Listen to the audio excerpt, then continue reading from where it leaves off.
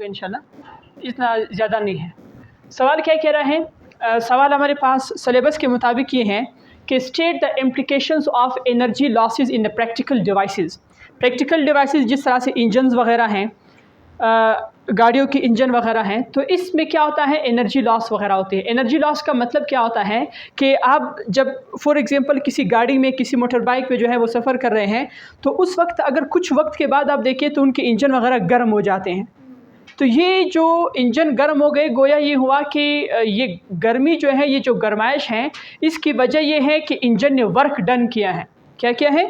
Work done. और work done कैसे किया है कि कुछ इनपुट था, इसी वजह से उसने आपको आउटपुट दिया है।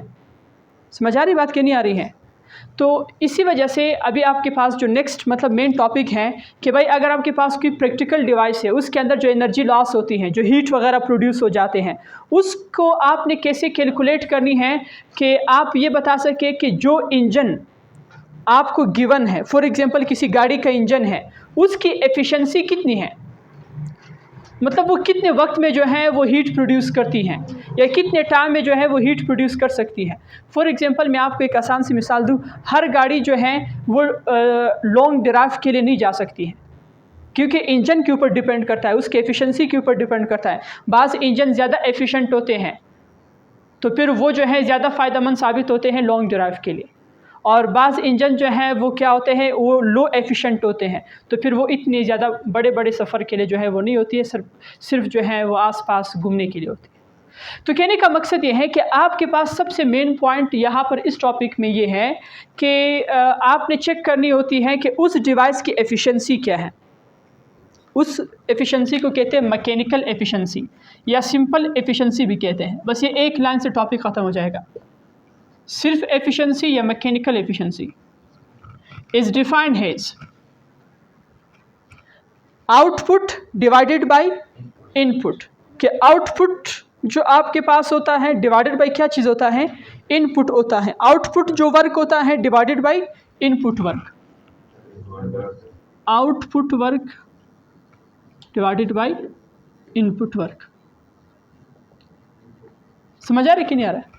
और ये इंटू 100 यहाँ पे नहीं आएगा। इंटू 100 उस वक्त आएगा जब हम परसेंटेज एफिशिएंसी की बात कर रहे हो। परसेंटेज एफिशिएंसी में फिर क्या होगा, परसेंटेज एफिशिएंसी।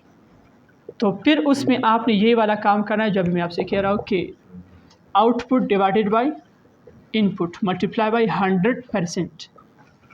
समझ आ गई ये बात कि नहीं? अच्छा, आउटपुट वर्क और इनपुट वर्क अगर आपको गिवन हो तो आप उससे क्या निकाल सकते हैं, किसी भी इंजन की एफिशिएंसी निकाल सकते हैं, या दो कार्स की एफिशिएंसी चेक कर सकते हो। क्या इसके आउटपुट और इनपुट का रेशो इतना है तो इसकी एफिशिएंसी इतनी है, इस कार की एफिशिएंसी इतनी है, फिर आप बता सकते हैं कि ये कार ज़्यादा एफिशिएंट है, ये लो एफिशिएंट। समझ आ रही बात कि नहीं यार? तो इस तरह के जाके आप शोरूम वगैरह में बैठ जाए, बस कार की एफिशिएंसीज वगैरह कैलकुलेट करते जाएँ और साथ में जो है लोगों को बताते जाएँ, अवेयर करते जाएँ। चलिए सवाल देखते हैं। इस पर एक प्रॉब्लम है, अ machine needed 1000 joule of work. ये बहुत इंपॉर्टेंट है, काफ़ी ज़्यादा इंपॉर्टेंट है। सवाल कह रहा है अ machine needed 1000 joule of work. Needed का मतलब क्या है, ज़रूरत उसको है, वो इनपुट है, उसकी ज़रूरत क्या कहलाती है, इनपुट कहलाती है। तो आपको इनपुट वर्क दे दिया गया, इनपुट आपको गिवन है ये। अच्छा, किस चीज़ के लिए, टू रेज, ताकि वो ऊपर उठाएं अ 10 kg ब्लॉक। किस चीज़ को, 10 kg ब्लॉक को at a distance of 6 metre, at a distance of 6 metre. सवाल कह रहा है एक मशीन है जिसके लिए 1000 जूल ऑफ वर्क दरकार है ताकि वो किसी 10 kg ब्लॉक को 6 मीटर हाइट तक पहुंचा दे। इस पॉइंट में कोई मसला तो नहीं है। ये जो घरों वगैरह में काम होते हैं ना, वो जो मशीन वगैरह, लिफ्ट वगैरह जिसे कहा जाता है, देखा है ना, लिफ्ट वगैरह क्या करते हैं, चीज़ों को लिफ्ट करवाते हैं। तो वो मशीन जो 6 मीटर तक 10 kg ऑब्जेक्ट को लिफ्ट करवाती है, उसके लिए कितनी वर्क दरकार है, 1000 जूल।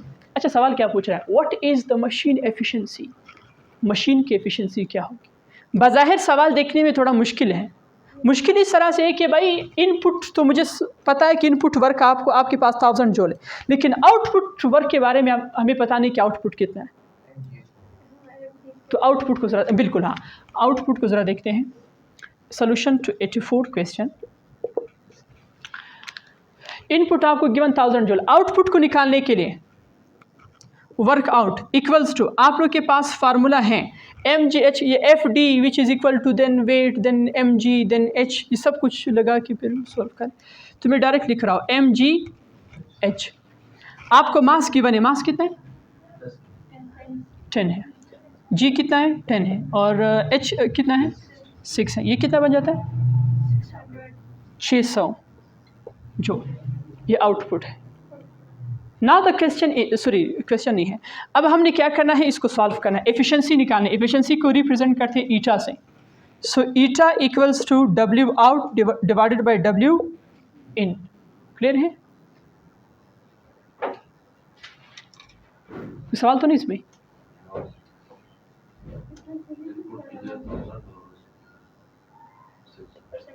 सही है, बिल्कुल सही किया हुआ है। वर्क आउट आपके पास ये है, यहाँ से निकाला 600 जोड़, ये 600 डिवाइडेड बाई डब्ल्यू इन कितना है, अच्छा परसेंटेज निकालना है, सही, multiply by 100%। W out is equal to 600 divide by W in is equal to 1000 multiply by क्या है 100%। इसको चेक करें आंसर क्या आता है।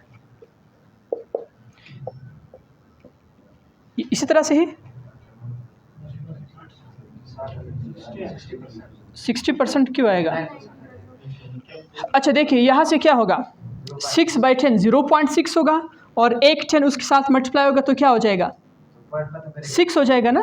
फिर 6 और 0 60 हो जाएंगे, तो 60% इसका एफिशिएंसी आएगा। और यहाँ पे चेक करते हैं, जो उसके अप्रोच करा है उसी पे टिक करते हैं। तो 59% इज़ द बेस्ट ऑप्शन। समझ आए सबको मेरे अच्छे स्टूडेंट्स? ये सिंपल सी कैलकुलेशन इधर उधर कर बस। तो now viewer, this chapter has also been completed. ये भी चैप्टर आपके पास क्या हुआ, कंप्लीट हुआ। So now we have the next chapter, chapter number 5, उसको भी हम स्टडी करेंगे। यहाँ तक इस चैप्टर में कोई सवाल हैं तो भी बताएं, या कल तक जो है आपके पास मोहलत है, हर वक्त आप पूछ सकते हैं, लेकिन कल भी आप पूछ सकते हैं। क्लास से पहले अपनी चीज़ों को रिवाइज करें, जिन चीज़ों में मसला है वो मुझे फिर बताएं। सही भाई, चलिए करें जल्दी करें, 1-2 मिनट रेस्ट करें बस, नेक्स्ट चैप्टर।